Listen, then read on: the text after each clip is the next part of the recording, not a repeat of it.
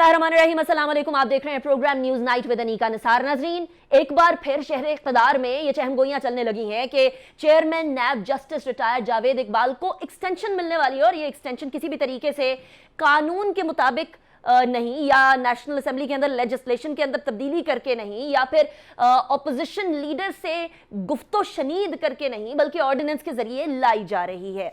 Chairman नैब के इस खबरों के बाद कि उनको एक्सटेंशन दी जा रही है, नेशनल अकाउंटेबिलिटी ब्यूरो के अंदर भी एक इज़्तराब पाया जा रहा है। उस इज़्तराब के नतीजे में डिप्टी चेयरमैन नैब के इस्तीफे की खबरें भी सामने आई। हुसैन असगर की रेजिग्नेशन का टाइम वही है जबकि इनकी एक्सटेंशन, चेयरमैन नैब की एक्सटेंशन की बात हो रही थी। याद रखिए कि नेशनल अकाउंटेबिलिटी ऑर्डिनेंस के तहत सेक्शन 6 के अंदर ये बात बड़ी वाज़ेह लिखी है, 6B1, कि नेशनल अकाउंटेबिलिटी के चेयरमैन को अपॉइंट करेंगे प्रेसिडेंट, कंसल्टेशन करेंगे प्राइम मिनिस्टर यानी leader of the house and leader of the opposition से नेशनल असेंबली के अंदर, और ये 4 साल की अनएक्सटेंडेबल पीरियड के लिए उनका टेन्योर होगा। 4 साल पहले ये मालूम था कि नेशनल अकाउंटेबिलिटी ब्यूरो के चेयरमैन ने कब रिटायर होना है। अब जब 3 दिन रह गए तो 3 दिन पहले ऑर्डिनेंस की बातें सामने आना और लीडर ऑफ द ऑपोजिशन से गुफ्तो शनीद बिल्कुल ना होना यकीनन एक सवालिया निशान खड़ा करता है। इस पे ऑपोजिशन के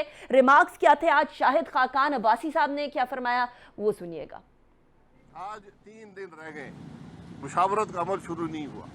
कानून कहता है मुशावरत का अमल हो, सुप्रीम कोर्ट के फैसले हैं। आज इस मुल्क का वज़ीर आज़म मुशावरत करने से इनकार कर रहा है। आज इस मुल्क के वज़रा ऑर्डिनेंस बना रहे हैं कि चेयरमैन नैब की तोसीह दी जाए। इस मुल्क का सदर तैयार बैठा है कलम लेकर कि उस ऑर्डिनेंस पर साइन करेगा। ये आज इस मुल्क की हकीकत है कि एक शख्स को जिसने 4 साल कुछ नहीं किया इस मुल्क में सिवाय इस मुल्क के इदारों को तबाह करने की। ये है रिएक्शन ऑपोजिशन का। इस ऑपोजिशन के रिएक्शन के बाद आपको ये बात तो वाज़ेह हो गई कि किसी भी तरीके से ऑपोजिशन की किसी भी जमात को इनकी एक्सटेंशन कबूल नहीं होगी। लेकिन ऑपोजिशन का रद्द अमल क्या होगा? क्या इस बात को पार्लियामेंट में लेकर जाया जाएगा, या अदालत के अंदर चैलेंज किया जाएगा, या जबानी कलामी ही मामला को आगे लेकर जाया जाएगा? अब ऑर्डिनेंस की भी बात कर लेते हैं जिसके जरिए चेयरमैन नैब को एक्सटेंशन दी जा रही है। एक ऑर्डिनेंस की मुद्दत 120 डेज होती है। 120 दिन के बाद ऑर्डिनेंस एक्सपायर हो जाया करता है और ऑर्डिनेंस लाने की 3 अहम वजूहात होनी चाहिए। पहली वजह यह कि कोई एक्सीजेंसी, इमरजेंसी या अवामी मसाइल को हल करने का मामला हो, जो कि ये है नहीं। दूसरी रीजन ये हो सकती है कि नेशनल असेंबली के सेशंस ना हो रहे हैं और लेजिस्लेशन की फौरी तौर पर जरूरत हो। अभी नेशनल असेंबली के सेशंस होते रहे और लेजिस्लेशन उधर की जा सकती थी, लेकिन ऐसा नहीं हुआ।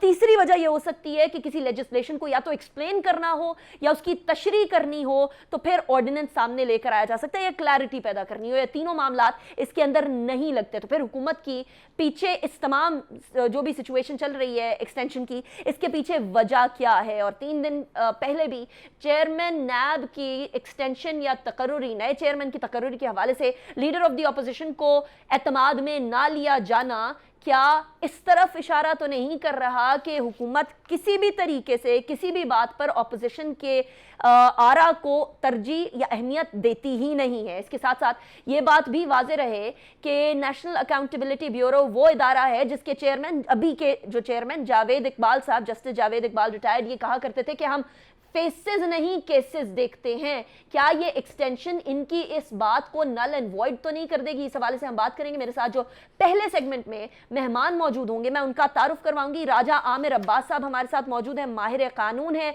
और नेशनल अकाउंटेबिलिटी ब्यूरो के मामलात को, इन्स एंड आउट्स को जानते हैं। बहुत शुक्रिया राजा साहब, आपने हमें ज्वाइन किया। अशतर औसाफ साहब हमारे साथ मौजूद हैं, साबिक अटॉर्नी जनरल ऑफ पाकिस्तान हैं।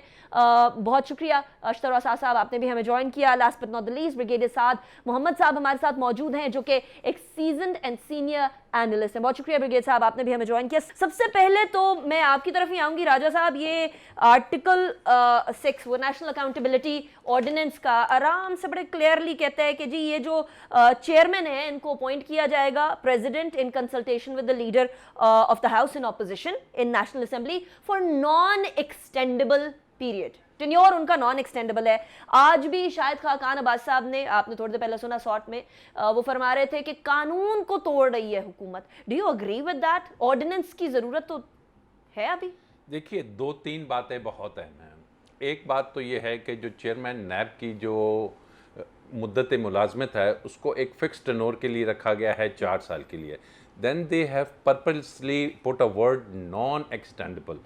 Non-extendable जो विजडम ऑफ लेजिस्लेशन था उस वक्त ये था कि ये पोस्ट ऐसी होती हैं कि अगर इसमें एक्सटेंडेबल या एक्सटेंशंस की बातें आ जाएं तो फिर ये एक तरह का बेट हो जाता है कि आप उस शख्स को एक ऐसा लालच दे देते हैं कि भाईजान ये काम कर दें, ये फाइलें खोल दें, ये बंद कर दें, आपको हम मज़ीद 4 साल 5 साल 2 साल एक्सटेंशन दे देंगे, जो कि एक अट्रैक्टिव होती है उस शख्स के लिए कि जो कि अपनी रिटायरमेंट के बाद एक और जॉब करने के बाद तीसरी के बाद वो कहता है कि जी चले ठीक है, मुझे तो एक्सटेंशन मिल रही है, मराद भी मिल रहे हैं। तो इस चीज़ को रोकने के लिए उन्होंने वर्ड यूज़ किया है नॉन एक्सटेंडेबल। तो it is against the spirit of the law कि आप उसको एक्सटेंशन दें। अब एक्सटेंशन की एक और वजह भी हो सकती है, वो वजह ये है कि आप ऐसा कानून ले आइए कि उसको ऑर्डिनेंस के ज़रिए कि जिसमें चेयरमैन की अपॉइंटमेंट के तरीक़ाकार जो कि है कि लीडर ऑफ द हाउस, अभी जैसे आपने पढ़ा, और लीडर ऑफ द ऑपोजिशन। अब लीडर ऑफ द ऑपोजिशन वो शख्स है कि जो खुद नैब का मुलज़िम है, करोड़ों अरबों रुपए के केसेस हैं, ना सिर्फ उस पे हैं, उसकी पूरी फैमिली पे हैं, भाई उनके कॉन्विक्ट हैं, भतीजी उसकी कॉन्विक्ट है, उसके बेटे हैं। I am sorry, I am cutting you short here, लेकिन यहाँ कहीं नहीं लिखा कि लीडर ऑफ द ऑपोजिशन होने के लिए आपकी भतीजी के ऊपर केस नहीं होना चाहिए, आप कॉन्विक्ट नहीं होने चाहिए। If he is the leader of the opposition, he is the leader of the opposition. आप बिल्कुल दुरुस्त कह रहे हैं, इसमें ये कहीं नहीं लिखा। तो इसको अगर काउंटर करना है तो ज़हन में एक चीज़ रखिए कि जो हमारा आईन पाकिस्तान है वो पार्लियामेंट को इख्तियार देता है कि ये भी पार्लियामेंट का बना हुआ कानून है कि पार्लियामेंट अगर कोई कानून साजी करना चाहती है, लीडर ऑफ द हाउस को साथ साथ लीडर ऑफ द अपोजिशन को अगर वो रिप्लेस करना चाहते हैं किसी और से फॉर रीज़न कि जनाब उसके ऊपर ये एलिगेशंस हैं, तो ये उनका इख्तियार है, आईनी इख्तियार है। इससे पहले भी जो नेशनल अकाउंटेबिलिटी ऑर्डिनेंस था उसमें the president in consultation with chief justice of Pakistan chairman NAB लगाते थे, लेकिन फिर इन पार्टीज ने कहा कि नहीं, क्यों ना हम खुद कर लें, और खुद करने का नतीजा ये निकला कि लीडर ऑफ द हाउस जिन्होंने जावेद साहब को अपॉइंट किया वो खुद भी करोड़ों अरबों के केसेस में लीडर ऑफ द अपोजिशन थे। खुर्शीद शाह साहब वो भी इतने बड़े केसेस में अभी तक बेल नहीं हुई उनकी 2 साल से। तो इस चीज़ को अगर तो ये कानून साजी के साथ ले आते हैं तरीक़ेकार या उसका अपॉइंटमेंट का चेंज करते हैं, फिर तो बात समझ में आती है कि जी हम ऑर्डिनेंस ले आए, टाइम कम था और इसको फ़ौरन से पेशतर हम असेंबली में टेबल करते हैं। लेकिन अगर सिर्फ एक्सटेंशन दे देते हैं और इसकी अपॉइंटमेंट के तरीक़ेकार को चेंज नहीं करते तो this would be a bad law which would be challenged. और ये अगर सुप्रीम कोर्ट जाता है तो पर्सन स्पेसिफिक होगा। ये सिर्फ जावेद इकबाल के लिए अगर ये कानून साजी इन्होंने कर दी तो ये इसको चैलेंज भी हो सकती है, और जो पुराने प्रेसिडेंट्स हैं उसमें इसको supreme court null and void declare कर सकती है। क्योंकि हमारे पास एक केस है चौधरी निसार अली वाला, उसमें ये हुआ था कि इरफान कादिर उस वक्त प्रोसिक्यूटर जनरल थे, उनको दोबारा दूसरी मुद्दत के लिए जब अपॉइंट कर दिया गया तो सुप्रीम कोर्ट ने फैसला दे दिया कि no, it is against the spirit of this law, person specific है और आप इनकी दोबारा अपॉइंटमेंट सेकंड टाइम के लिए नहीं कर सकते। राइट। अच्छा ब्रिगेड साहब, मैं आपकी तरफ आऊंगी। इससे पहले ही चेयरमैन नैब के बारे में ऑपोजिशन तो ये कहती रही कि देखें यहाँ तो सारी की सारी वो कहते हैं फेसेस नहीं, केसेस देखेंगे, लेकिन देखते असल में फेसेस ही हैं। एंड अभी राज साहब ने एक बड़ी इंटरेस्टिंग बात at the start of his argument कही है कि अगर आप किसी को एक्सटेंशन का लारा देते हैं तो फिर आप एक तरह से उसको अपने हिसाब से काम करवाने का तरीकाकार एक तरह से वज़ा किया जा रहा है हुकूमत की तरफ से। आपकी नज़र में क्या पार्लियामेंट के अंदर लेकर आना, जो अभी ऑप्शन की राजा साहब ने बात की है कि पार्लियामेंट में आए, पार्लियामेंट के बाद इस कानून को तब्दील करें, उसके बाद जैसे मर्जी चेयरमैन को रखें, वो पार्लियामेंट तो क्या यहाँ लीडर ऑफ द ऑपोजिशन एक एमएनए से बात करने को हुकूमत तैयार नहीं है, तो वो क्या इस तरह के किसी भी मामले को पार्लियामेंट लेकर आने चाहेगी? देखिए, एक्सटेंशन किसी भी जगह हो उसकी 2 वजूह हो सकती हैं। एक तो यह है कि कोई और काबिल आदमी मौजूद नहीं है कि जो उसकी जगह ले सके और सिर्फ वही वो काम कर सकता है।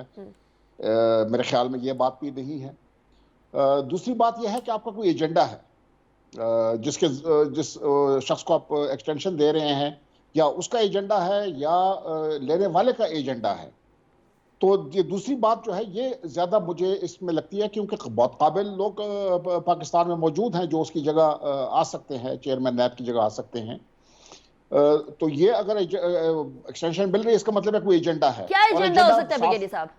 तो मैं आपको बता रहा हूँ, एजेंडा ये है कि आपने ऑपोजिशन को आगे लगा के रखना है, उनके ऊपर केसेस बनाने हैं, उनको जेल में बंद करना है, बड़े फ्लिमसी ग्राउंड्स पे जेल में बंद करना है। और दूसरा ये कि गवर्नमेंट को टच नहीं करना है, जो मर्जी हो जाए उसको, गवर्नमेंट को आपने टच नहीं करना है। हालांकि इतने बड़े बड़े केसेस गवर्नमेंट के जो मिनिस्टर्स हैं या बाकी हैं उनके ऊपर हैं, लेकिन उनको हाथ भी नहीं लगाया जाता है।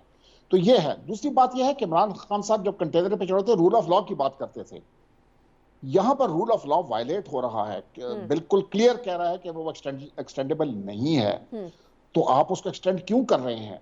दूसरा जो है, क्या कहते हैं इसको, अगर आप लॉ फॉलो नहीं कर रहे हैं तो फिर आप हर चीज में आप अपनी मर्जी कर रहे हैं। मतलब है कि leader of the opposition is innocent till prove guilty. Right. अगर वो अभी तक उनके ऊपर, देखिए पाकिस्तान में अभी मेरी भी मतलब है कि यादाश्त तकरीबन 65 साल की यादाश्त तो मेरी है, अपनी 64-65 साल की यादाश्त है। उसमें मैंने देखा है कि ऑपोजिशन के ऊपर ऐसे ऐसे केसेस बनाए जाते हैं कि जो नाकाबिल फहम होते हैं, नाकाबिल यकीन होते हैं। मैं ये नहीं कहता हूं कि शहबाज शरीफ साहब कोई दूध के धुले हुए हैं, उन्होंने करप्शन नहीं किया, उनकी फैमिली ने करप्शन नहीं किया, की होगी, ये कोर्ट ऑफ लॉ में पता चलेगा। लेकिन आप ये भी देखें कि पाकिस्तान में ऐसे केसेस बनते हैं जो झूठे होते हैं और सिर्फ ऑपोजिशन को अंदर करने के लिए और ऑपोजिशन को तितर बितर करने के लिए। लेकिन ब्रिगेडियर साहब, this entirely stands against what prime minister Imran Khan says. उन्होंने वो 700 लोगों का पेंडोरा पेपर्स में नाम आया, वो कहते हैं हम अक्रॉस द बोर्ड सबकी अकाउंटेबिलिटी करेंगे। वो कहते हैं हमसे अकाउंटेबिलिटी शुरू करें, उसके बाद किसी की। आपको याद है फर्स्ट स्पीच जो प्राइम मिनिस्टर ने की थी? आप ये कहना चाह रहे हैं कि प्राइम मिनिस्टर अपनी बातों पर पूरा नहीं उतर रहे? That's what you are saying? बिल्कुल, आप देख लें, मुझे आप कोई बात बता दें जिसके ऊपर वो माजी की जो उनकी तकारीर हैं उसके ऊपर वो खड़े रहे हों। इसी के ऊपर अगर ये पेंडोरा पेपर्स के ऊपर अगर हम बात कर रहे हैं, तो उन्होंने तो कहा था कि एक ट्वीट में उन्होंने कहा था कि स्पेनिश मिनिस्टर ने रिजाइन कर दिया, कोई इंक्वायरी की जरूरत ही नहीं पड़ी है, इंक्वायरी की जरूरत ही नहीं है, रिजाइन करें। तो कितने लोगों ने इनकी गवर्नमेंट में मौजूद होते हुए उन्हें रिजाइन किया, या खान साहब ने उनको रिक्वेस्ट किया कि जी आप साइड पे हो जाएं, जब तक आपके खिलाफ ये प्रूव नहीं होता है कि ये सारी चीजें जायज तरीके से हुई हैं, तो आप उसके बाद आप दोबारा गवर्नमेंट में आ जाए। यही वो कहते थे, लेकिन कर नहीं रहे। दूसरी बात मेरी जो एक बात मेरे चेयरमैन नैब साहब को, मेरे ख्याल में उन्होंने काफी इनिंग्स खेल ली है। वो चीफ क्या नाम है, जस्टिस रहे हैं सुप्रीम कोर्ट के, कुछ दिनों के लिए मेरे ख्याल में चीफ जस्टिस भी वो बनने के लिए तैयार हो गए थे। अभी नैब में उनको हो गया है। मेरे ख्याल में उनको अपनी एक मॉरली और जो है वो उनके ऊपर ये बनता है लाजिम कि वो खुद रिजाइन करें और कहे कि जी मैंने एक्सटेंशन नहीं देनी। वैसे ब्रिगेडियर साहब, ऐसी कोई सिचुएशन लग नहीं रही मुझे। तो सिचुएशन ऐसी लग रही है कि इब्तिदा इश्क खैर होता है क्या, आगे आगे देखिए होता है क्या। अशतर औसाफ साहब की तरफ चलते हैं। अशतर औसाफ साहब, ऑर्डिनेंस पे ऑर्डिनेंस आने पर और लाने पर हुकूमत को तनकीद तो सुननी पड़ती है, बट बेसिकली ऑर्डिनेंस तो 3 वजह से आते हैं ना। या तो अवामी मसाइल का इमीडिएट हल चाहिए हो, या नेशनल असेंबली के सेशंस ना हो रहे हो, या किसी लॉ को या क्लियर करना हो, या फर्दर बेहतरी की तरफ लेकर जाना हो। क्या इन तीनों चीजों का कोई भी आपको अक्स नजर आ रहा है ये नैब ऑर्डिनेंस या नैब के चेयरमैन की एक्सटेंशन के हवाले से? How do you see this situation?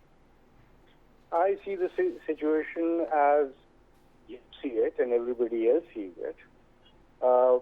हमें पता था कि सुप्रीम कोर्ट ने क्या क्या ऑब्जर्वेशंस दी हुई हैं, क्या डायरेक्शंस दी हुई हैं नैब के कवानीन के मुतालिक, और उनमें सेक्शन चाहे वॉलंटरी रिटर्न से मुतालिक हो, चाहे वो नैब के चेयरमैन की रिमूवल से ताल्लुक रखता हो, चाहे वो बात हो कि कितने रकूम जो हैं या कितने बड़े प्रोजेक्ट्स हैं सिर्फ वही नैब के अंदर आएंगे, क्या नैब का कानून जो है वो आम शख्स पे भी लगेगा या सिर्फ पब्लिक ऑफिस होल्डर्स या ब्यूरोक्रेट्स पे लगेगा, क्या उसके अंदर जो डिस्क्रिमिनेशन है वो जायज़ है। ये सब बातें 1 बरस नहीं, 2 बरस नहीं, 3 बरस से हम सुन रहे हैं, देख रहे हैं, पढ़ रहे हैं। उस वक्त तो कभी ख्याल नहीं आया नैब के कानून को चेंज करने का।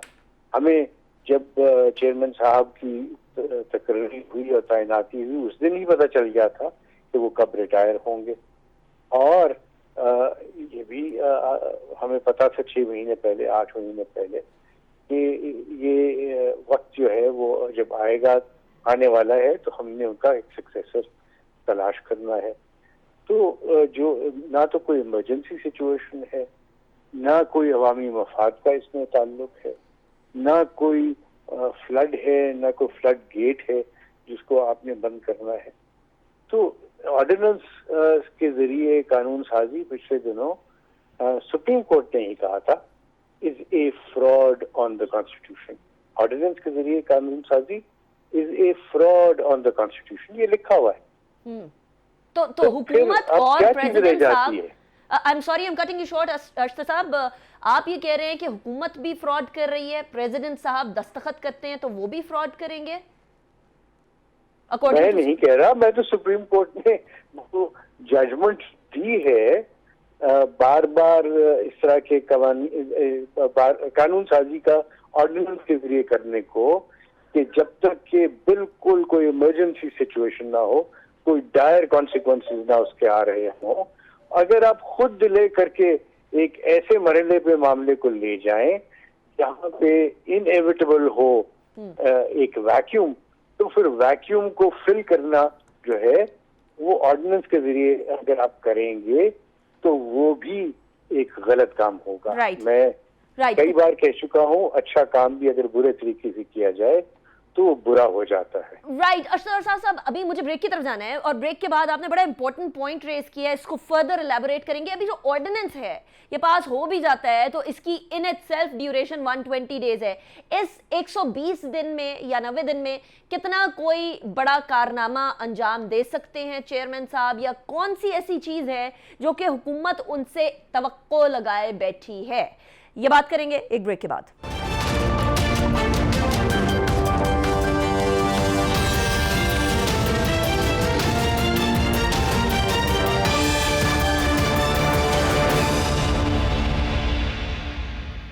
Welcome back after the break. Break पे जाने से पहले हम डिस्कस कर रहे थे कि क्या ऑर्डिनेंस के जरिए से कानून साजी करनी चाहिए या नहीं करनी चाहिए। एट द एंड अशतर औसाफ साहब ने सुप्रीम कोर्ट का रेफरेंस देते हुए ऑर्डिनेंस के जरिए कानून साजी को सुप्रीम कोर्ट ने जहां फ्रॉड कहा है वो उसके ऊपर रोशनी डाली। राजा आमिर बाज साहब, ऑर्डिनेंस की भी तो एक एक्सपायरी डेट है।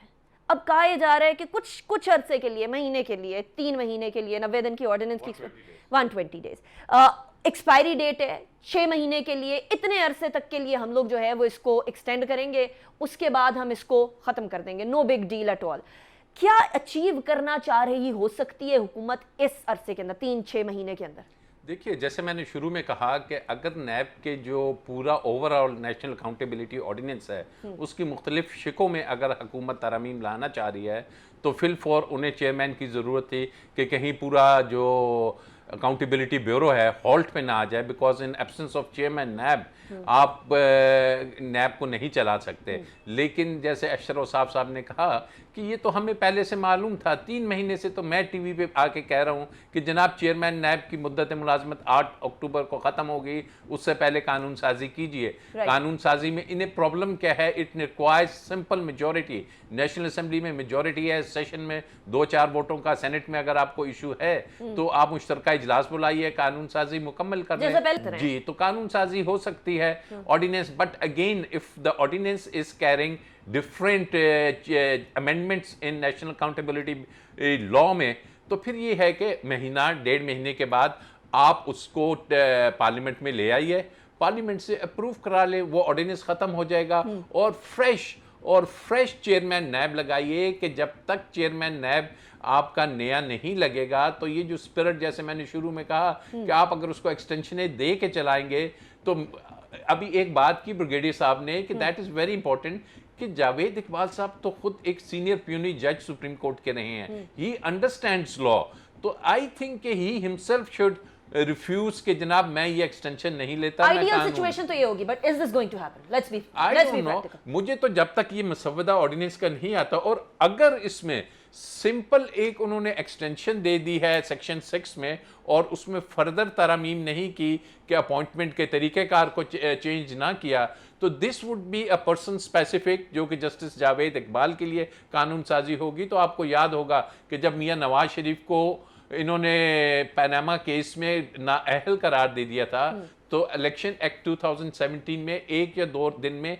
अमेंडमेंट आ गई थी, और वो अमेंडमेंट ये थी कि he can continue as a party chief and supreme court में जब वो चैलेंज हुआ तो सुप्रीम कोर्ट ने कहा नो, ये क्या मियां नवाज शरीफ के लिए आप पर्सन स्पेसिफिक अमेंडमेंट ला रहे हैं, तो उसको खत्म किया सेम। बट मैं हैरान होता हूं कि ये ऑप्टिक्स टीवी पे आके इतनी अपोजिशन बातें करती है, लोग बातें करते हैं। इससे पहले प्रोसिक्यूटर जनरल जो उनसे हैं उनकी भी 3 साल का टर्नओवर है, नॉन एक्सटेंडेबल है, एग्जैक्टली सेम वर्ड्स लिखे हुए हैं, but through an ordinance he was given an extension, जो अभी तक एक्सटेंशन पे चल रहे हैं।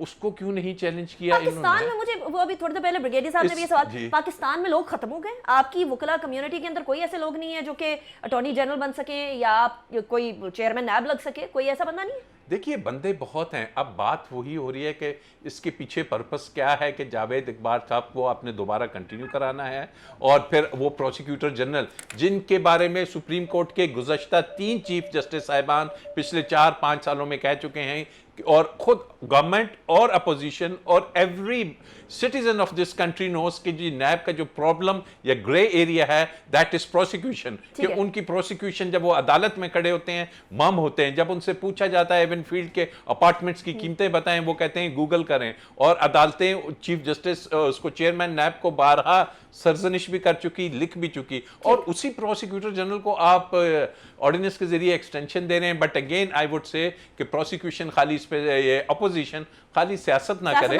चैलेंज करे, जाके कोर्ट में चैलेंज करे। ये सब ऑपोजिशन का इस मामले को या किसी भी पिछले मामले को चैलेंज ना करना अदालत में, क्या इसका मतलब ये है कि ऑपोजिशन किसी ना किसी तरीके से अपने किसी झमेले में इतना फंसी हुई है कि वो चैलेंज करना ही नहीं चाहती है कोर्ट के अंदर, अदालत के अंदर जबानी कलामी एहतजाज कर देती है लेकिन अदालत का रुख नहीं करती?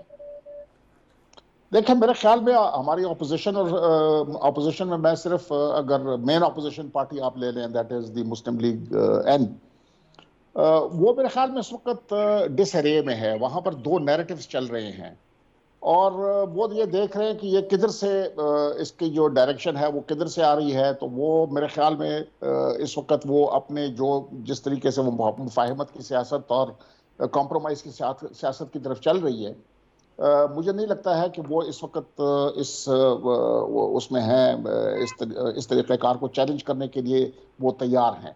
वो मेरे ख्याल में वेट एंड सी गेम करेंगे और देखेंगे कि आगे किस तरह ये बनता है। और दूसरा ये है कि गवर्नमेंट को चाहिए, मेरे ख्याल में अपोजिशन के ऊपर इसका मलबा डालना ठीक नहीं है। गवर्नमेंट को चाहिए कि वो कानून साजी करे, और इनके पास है तरीक़ाकार है जिसमें ये कानून साजी कर सकते हैं, और अगर समझते हैं कि इसको कानून में तरमीम करनी चाहिए तो वो कर दे इसको। राइट। ये क्यों ऑर्डिनेंस के ऊपर जा रहे हैं कि नैब चेयरमैन जो है वो अगर नहीं रहेगा 4-5 हफ्ते, जब तक ये कानून साजी करते हैं, या 8 हफ्ते नहीं रहेगा, तो उन्होंने पहला कौन सा 3-4 साल में अब इतना काम कर दिया कि अगर ये उनको 7-8 हफ्ते नहीं मिले तो पता नहीं क्या से क्या हो जाएगा। राजा साहब मुस्कुरा रहे हैं इस बात पे। ना उन्होंने कोई पैसा कहीं से रिकवर किया है, ना उन्होंने कोई और ऐसे कोई काम किया है जिसके ऊपर फख्र से कह सकते हैं कि जी ऐसा ना हो कि अगर ये 7-8 हफ्ते ना हुए तो पता नहीं क्या से क्या हो जाए। सही, ठीक। अशरफ साहब, अगर ये मामला, ये ऑर्डिनेंस के जरिए नेशनल अकाउंटेबिलिटी ब्यूरो के चेयरमैन की एक्सटेंशन का मामला, ऑर्डिनेंस आ जाता है और उसके बाद अदालत में चैलेंज होता है, तो प्रोबेबिलिटी इस डिसीजन को नल एंड वॉइड या इस ऑर्डिनेंस को अदालत की तरफ से जो है वो एक फार्स करार देने की क्या प्रोबेबिलिटी है अशरफ साहब? वो सारा डिपेंड, अदालत का रिएक्शन जो है वो होगा ऑर्डिनेंस के खदोखाल के ऊपर। और 5 बुनियादी बातें जो हैं वो अदालत देखती है किसी भी कानून की, कॉन्स्टिट्यूशन की कसौटी पे परखते हुए। नंबर 1, क्या आइन के जो पैरामीटर्स हैं उससे मुतसादिम तो नहीं है ऑर्डिनेंस। नंबर 2, क्या वो ऑर्डिनेंस जो है वो जो सुप्रीम कोर्ट ने पैरामीटर्स बताए हैं कि इनमें हो सकता है, मसलन कोई इमरजेंसी है, किसी कानून की बेहतरी लेके आनी है, कोई एक्सीजेंसी उसको बीट करना है, कोई सिचुएशन है, इकोनॉमिक डिजास्टर है, या इस तरह की चीज़ों को बीट करना है उसके लिए। और तीसरी बात इसमें यह है कि वो ऑर्डिनेंस के जरिए क्या वो किसी चीज़ को नलिफाई करना चाह रहे हैं, किसी चीज़ को बाईपास करना चाह रहे हैं, किसी कानून जो की तशरीह को वो नलिफाई कर रहे हैं। और चौथी बात ये कि क्या वो ऑर्डिनेंस जो है किसी एक शख्स के लिए तो नहीं है, क्या एक वाक़े को या एक इवेंट के लिए तो नहीं है, क्या वो वाकई कानून के जो जो पैरामीटर्स है उसके दरमियान में आता है। पांचवा ये उससे क्या हासिल करना चाह रहे हैं, is it A beneficial legislation या ऑपरेशन कर रहे हैं। तो अगर इसमें वो पैरामीटर्स में ना आ सके तो सुप्रीम कोर्ट या हाई कोर्ट ऐसी ऑर्डिनेंस को स्ट्राइक डाउन कर देती है। राइट। सो ऑफ कोर्स अगर इसके ऊपर लगाया जाए, तमाम चीज़ें लागू की जाएं जो 5 आपने रिक्वायरमेंट्स रखी हैं, तो फिर बड़ा ऑब्वियस सा डिसीजन होगा। राजा साहब, what you say about that? देखिए, इसमें I will add one more thing कि अगर तो ये चेयरमैन के तरीक़ेकार को चेंज ही नहीं करते, वो ही लीडर ऑफ द अपोजिशन रहता है, तो फिर तो एक्सटेंशन तो अपनी जगह। आई बिलीव कि जब आप कंसल्टेशन नहीं करेंगे लीडर ऑफ द अपोजिशन से, वो इटसेल्फ इसको नलिफाई कर देगा। बिकॉज दीदार हुसैन शाह साहब थे जब चेयरमैन नायब, तो उस वक्त उन्होंने मीनिंगफुल और कंसेंसस ओरिएंटेड जो ये कंसल्टेशन होती है, इस प्रोसेस को अगर आप साइड पे रख देंगे और उसके बाद ये एक्सटेंशन होगी, तो there are so many legal बात हर्डल्स आएंगी और इसमें लैकूनास रह जाएंगे। But who would challenge it, that is the main thing. वो प्रोसिक्यूटर जनरल अभी तक बैठे हैं ना, कोई नहीं चैलेंज कर रहा। इनको भी अगर चैलेंज नहीं किया गया, इट मीन्स कि जो अपोजिशन है they are also hands in glove और they are happy with Javed Iqbal. वो सबको खुश या बड़े बुरे तरीके से उनका बाजू मरोड़ा हुआ, या फिर वो सबको खुश रख रहे हैं। Very interesting. राजा आमिर अब्बास साहब बहुत शुक्रिया, अशतर और साहब thank you so much, brigadier साहब मोहम्मद साहब बहुत शुक्रिया, आपने भी हमें ज्वाइन किया। Was a pleasure having all 3 of you in the programme. अभी ब्रेक की तरफ जाएंगे, ब्रेक के बाद कुछ पेंडोरा पेपर्स के हवाले से कुछ टैक्स स्पेसिफिक बातें भी करेंगे। See you after the break.